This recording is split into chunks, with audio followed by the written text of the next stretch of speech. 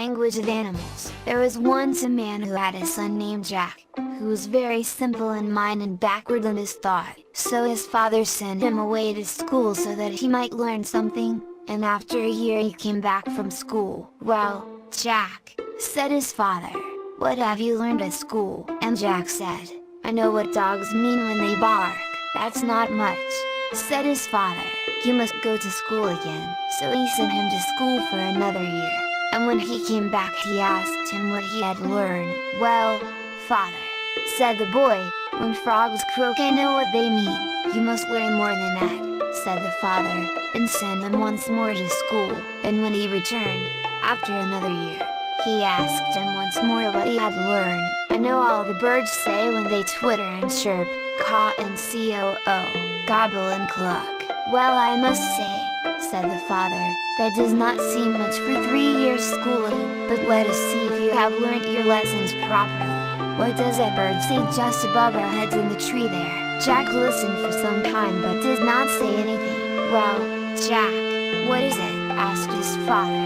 "I don't like to say, father. I don't believe you know what else you would say." "Whatever it is I shall not mind," and the boy said.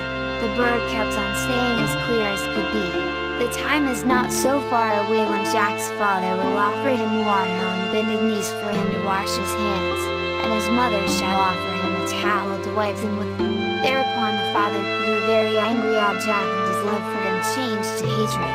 And one day he spoke to a robber and promised him much money if he would take Jack away into the forest and kill him there and bring back his heart to show that he had done what he had promised. But instead of doing this, the robber told Jack all about it and advised him to flee away, while the robber took back to Jack's father the heart of a deer, saying that it was Jack's. And Jack traveled on and until one night he stopped at a castle on the way, and while they were all supping together in the castle hall, the dogs in the courtyard began barking and baying, and Jack went up to the lord of the castle and said, "There will be an attack upon the castle tonight." "How do you know that?"